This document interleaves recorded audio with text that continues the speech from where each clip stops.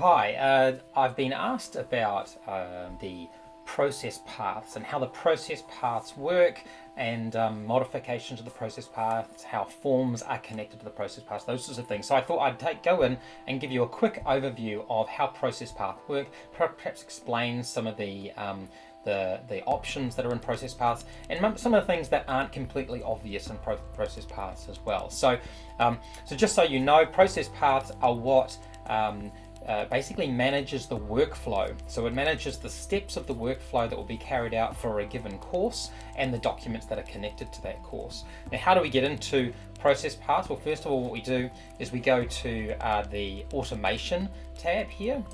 So click on automation, and then once you've clicked on that, you'll see there's a selection of different options. Now, process paths are connected to process rules and steps. So steps exist on the process path, and then the rules apply for the steps. Okay, but don't worry about that too much. Let's just go into process paths to give you a bit of an idea of what's happening there. So I'll click on process paths here, and you can see within this demonstration area, I've got a whole lot of different process paths. Now, these process paths are created effectively for their different types of workflow. So as you can see here, if I'm dealing with HIME students, I've got a different process path than if I've got Cricos students and if I've got Alicos students, and then I've got the standard non-funded short courses or funded long courses as well. So we have a different set of workflow that's appropriate for these courses. Some of the licenses allow you to have multiple workflows, multiple process paths.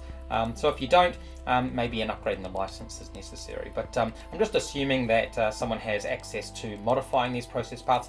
What you could do is, if you don't have access to these, you can always ask us to make modifications to the process path if you don't want to upgrade your license. I'm going to go in here and open up the funded long process path by clicking on the edit button to the right there. You can see here with pretty basic stuff, we've got a name for the process path, which sort of describes how it differs.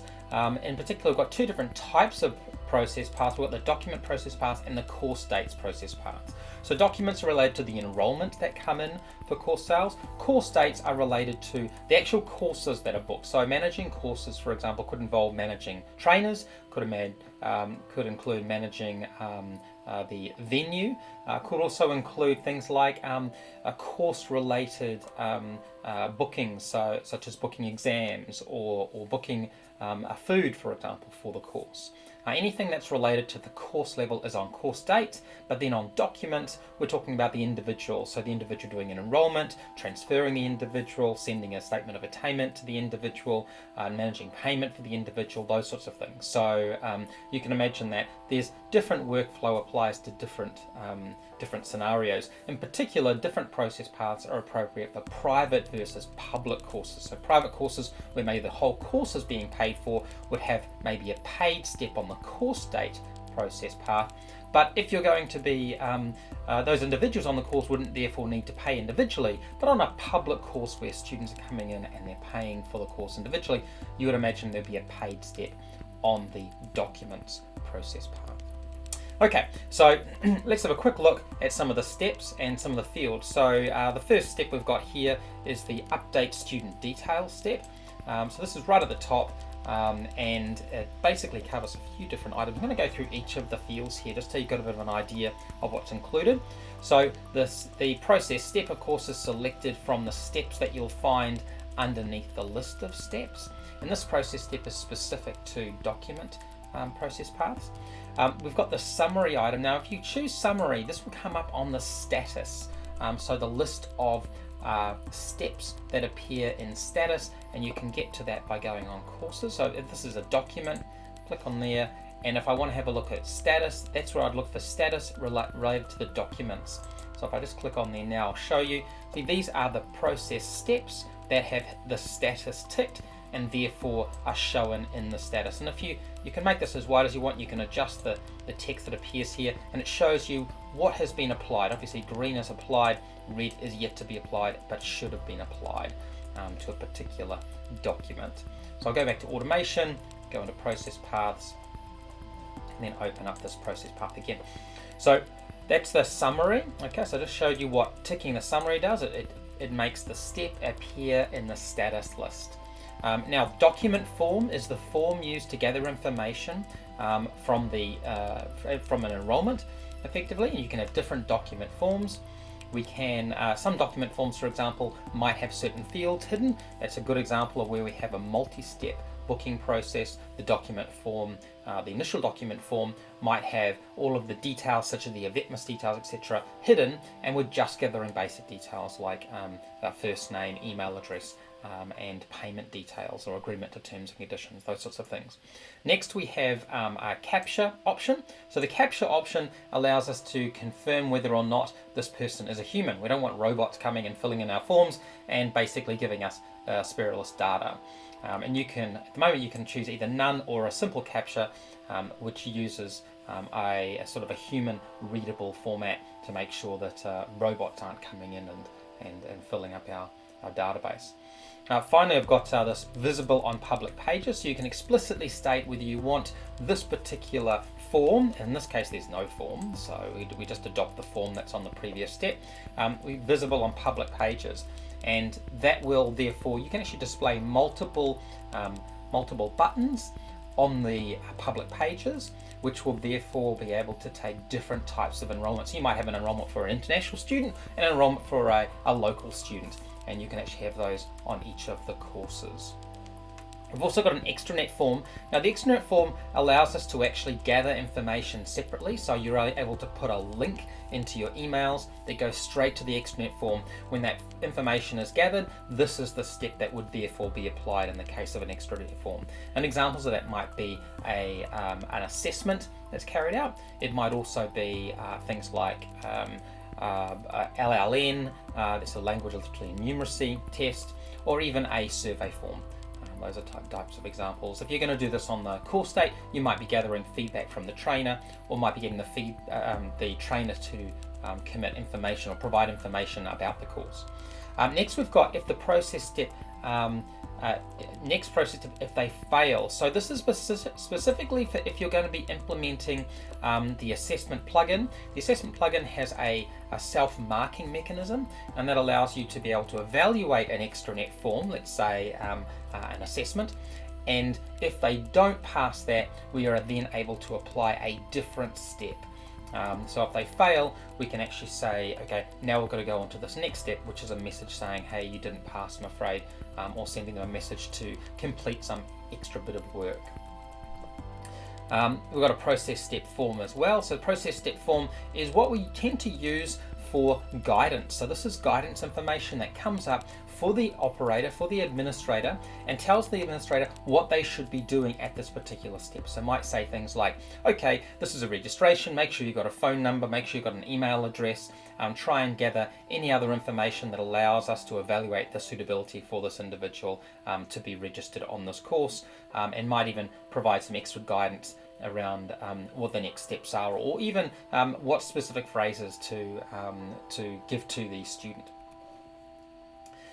Then we've got two functions here. We've got a prerequisites functions here, and we've also got time-based automation, and these operate independently of each other.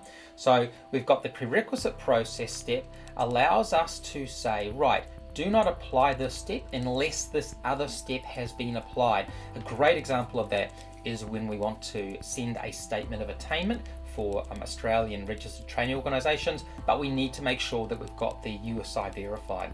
So the prerequisite process step might be USI verified, and if that's not possible, if we don't have a prerequisite process step that's been applied to this particular document in the past, then an error will come up and say, no, sorry, we can't apply this step because you have not yet applied the USI verified step.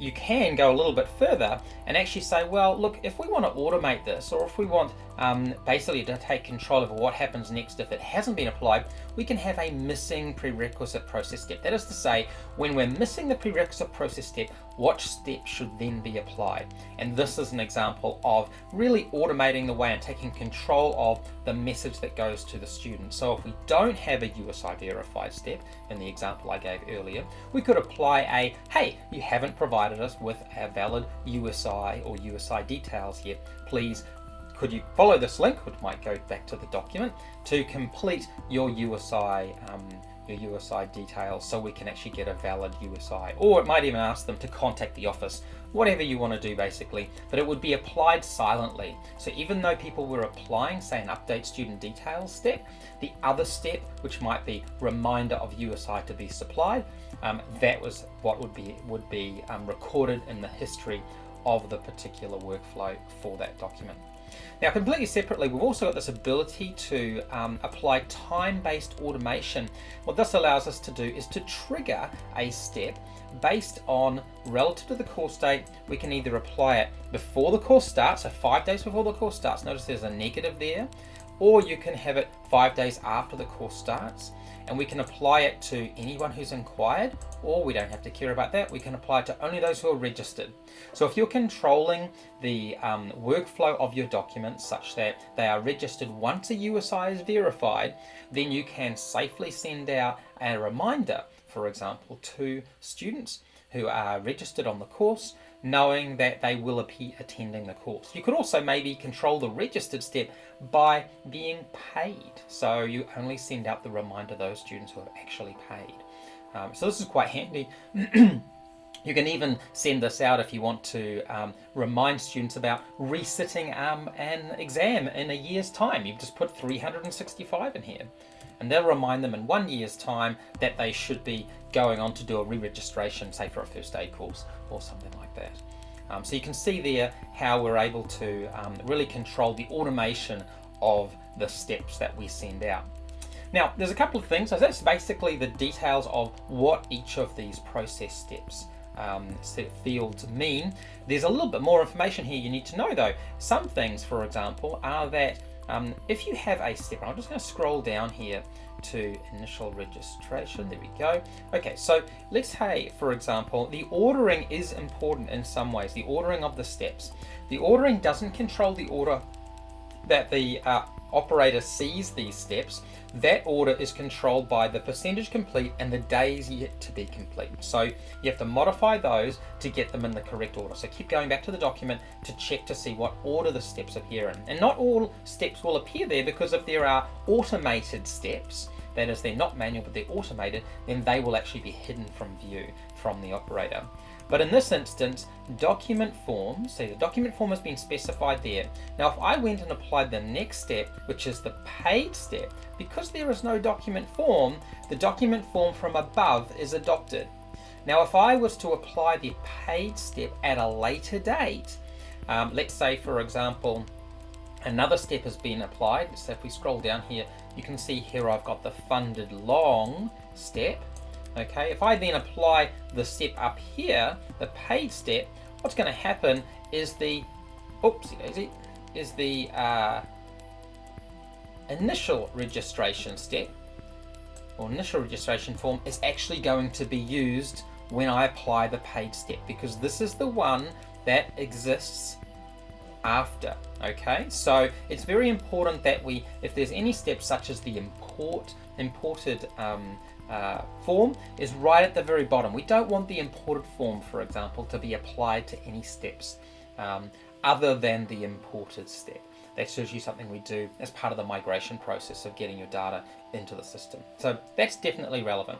The other thing is, just be aware, we can't use time-based automation in conjunction with the prerequisite process step. Now this is a functionality we're looking at adding in later, but currently you can't apply a step later which then looks at prerequisites and applies missing prerequisites. And there's some challenges around that. For example, what if you don't have a missing prerequisite step? What happens to the step? We haven't yet sort of worked out what we would like to occur. And if you've got any ideas, let us know, and whether that's really could be of interest to you, we'd like to know.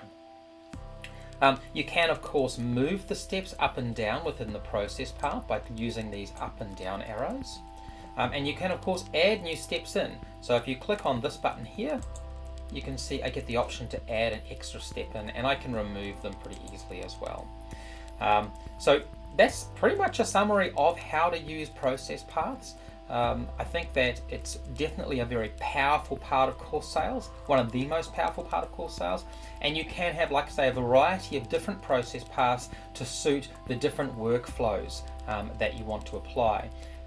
Just be aware though, you do have more control also when it comes to process rules, and so we'll cover that in another tutorial. But process rules is another way of being able to have the same process path but apply different rules depending on the steps. So really, you only really want a variety of paths if you're actually going to have different steps. That is to say, some steps are not appropriate for some courses but are appropriate for others. That's going to be your indicator that you really should be looking at having different process paths. I hope you found that useful, and if you've got any ideas or need any help, remember up on the top right hand side here, you can either chat with us using the chat facility, you can raise a ticket if you need to, you can use some of our wizards that are quite helpful, and also you can get a bit of assistance by clicking on our contextualized help up there.